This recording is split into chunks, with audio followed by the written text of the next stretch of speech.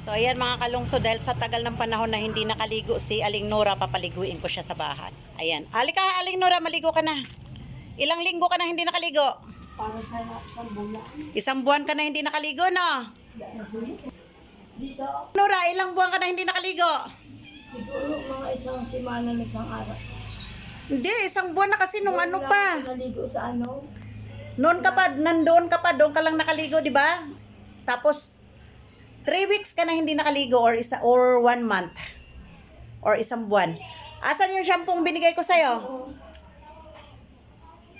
Wala namang laman to. Nga. Hindi, kumuha ka ng at saka yung sabon. Oh, ayan, kumuha ka doon ng ano. Binigyan kita noon eh.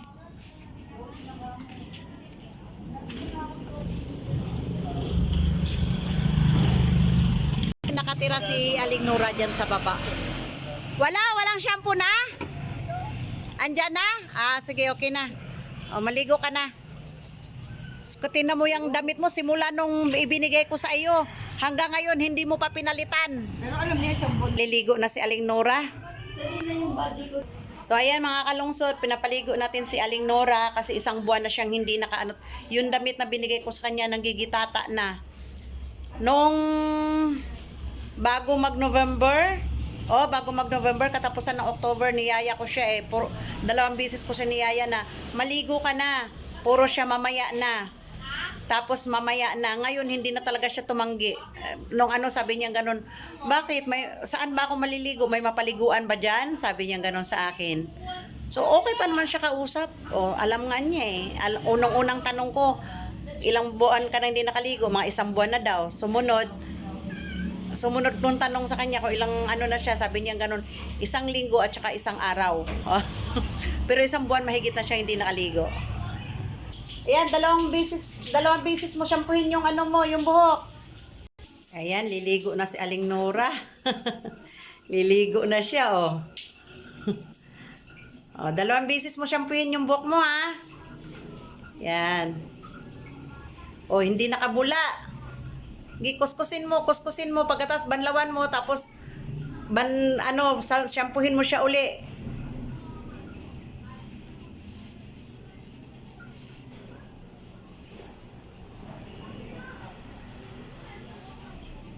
O hindi nakabula, banlawan mo uli pagkatapos shampoohin mo siya uli.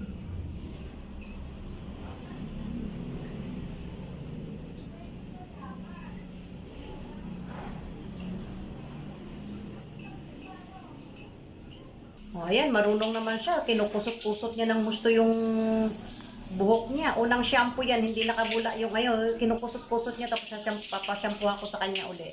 Ang pangalawang shampoo, ayan, bumula na yung buhok niya. Oh.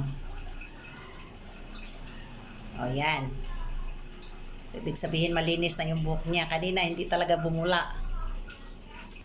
So, ayan, dahil yung likod, hindi na kayang abutin ni Aling Nora. Ako na maghihilod ng likod niya para biro mo yung 1 buwan na hindi siya nakaligo. Ako na, Aling Nora, ako na. Dito. Hanggang likod lang kasi kaya naman niya yung yung ibang part niya.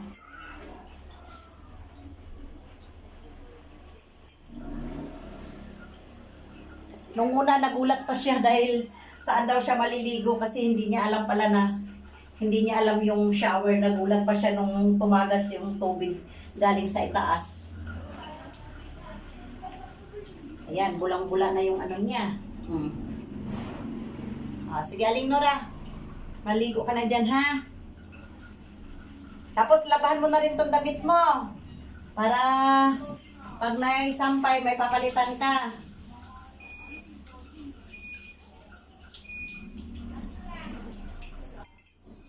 Hindi pa talaga siya gaanong damage yung ano niya kasi nakita niya na may panghilod, sabi niya ganun, panghilod ko yun yung ginamit ko sa likod niya. Sabi niya sa akin, pwede ba ito magamit panghilod? Sabi ko, sige, gamitin mo. O tapos, nung pagtanggal niya doon sa sinabitan ko, nalaglag doon sa tubig na naka-stack lang na ginagamit ko pang linis sa mga pupo ng pusa. Alam mo, narinig ko talaga, sabi niya ganun, ay Diyos ko, sabi niya ganun. So, sabi kong ganun, talagang yung, oo, may something, pero hindi pa ganong kalala. Tapos, ginano na ng mga kapatid, di ba? Hindi na pinabayaan na. Mabuti na lang dito, maraming mga nagpapakain sa kanya, so hindi na siya nagugutuman. Tapos, akong naglagay sa kanya dyan sa multipurpose para hindi siya maulanan, hindi siya mainitan. Linis talaga ni Aling Nora yung kanyang paa. Sobrang itim eh. Nilinis niya, kanina pa yan siya, kuskus ng kuskus sa paa niya dahil talagang sabi ko, linisin mo pati yung mga talampakan mo dahil sobrang dumi talaga. Ayan. Pagkatapos ni Aling Nora, bibigyan ko siya ng panali ng buhok niya. Ayan. Kinuha ko sa akin tindahan.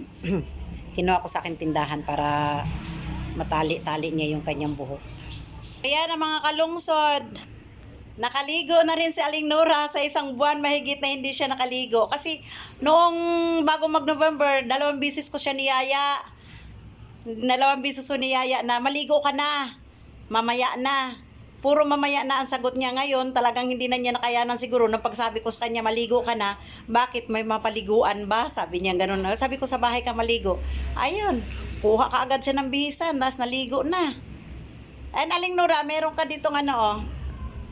Buha. Meron ka tinil cutter. Nail cutter meron. Mag-nail cutter ka? Ayan, nag-nail cutter si Aling Nora. Sobrang haba na ng kanya mga kuko, oh. Oh. Sobrang haba na. Haba na ng mga kuko niya. Kaya, ayan.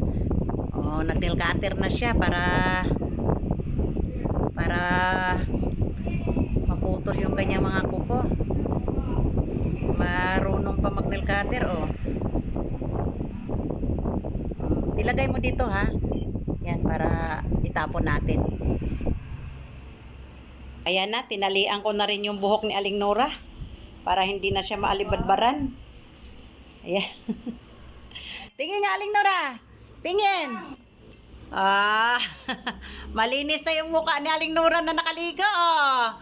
Beautiful na rin. Tapusin mo na yung pag-ano mo ng kuko mo. Para ano, tingnan mo, ang haba ng kuko niya, oh. Pati yung sa daliri ng paa mo, ha? Ay, nilabay niya yung damit niya. Wala nga, nandiyan ka, EXO, di ba? Grabe.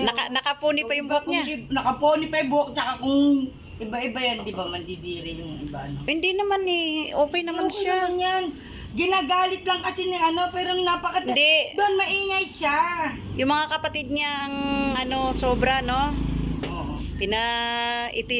Inano nila, iniligaw na lang niya ng nila ng ganyan. Ayun, dati missing yan sa ano, Bicol. Ano yung nanay tatay mo? Hindi ko na po alam. Ay, hindi mo alam? Sino, di ba taga Bicol ka mo? Ay, sinong tinirhan mo doon? Yung bahay ni ano, yung bahay niya, yung bahay nila na ninalo. Yung bahay ni Los. Kaano-ano mo yun ni Los, si Los? Wala. Ay, hindi, wala lang. Tapos sila ang nagpapakain sa'yo. Oh, hindi ka naman nila inaaway, hindi naman. Bakit ka kasi sumama dito sa Maynila? Tingnan mo, wala ka tuloy ano dito. Sinama ko ni Tulin. Sinama ka ng isa mong kapatid. Kapatid mo yung Tulin. Kapatid mo. Tapos, bakit ka pinabayaan? Iwan. Wawa naman si Aling Nora. So, ayan lang mga kalungsod, and thank you for watching. Update kay Aling Nora, ayan, pinaligo ko. Pangatlong ano ko na sa kanya ngayon, atim na papaliguin ko, ngayon lang talaga sumunod. Noon, kasi palibhas ay umulan-ulan pa noon kaya sabi niya mamaya na. Ayun, saka mamaya niya, isang buwan na siya mahigit na hindi nakaligo. Ngayon lang siya nakaligo uli. Kasi Aling Nora Ilang buwan ka hindi nakaligo? Isang bulan sa may isang simana. Isang buwan tsaka isang linggo. Biro mo, alam na alam. Masarap sa pakiramdam, no? Pag nakaligo, no? Pagka gusto mong maligo uli, sabihin mo, ate, liligo ako. Ha? Liligo ka dyan sa hindi natin ipagdadamot yung tubig. Mura lang ang tubig. Ha? Nandyan naman yung mo. Tamo dito maraming nagpapakain, maraming nagbibigay ng damit sa iyo, di ba? Magbabay ka. Salamat ka mo. Salamat eh. Salamat. Ulitin mo nga yung salitang pasalamat. Salamat. Ah. Ayan, nakakataba din ng puso. Ayan, thank you for watching and bye-bye.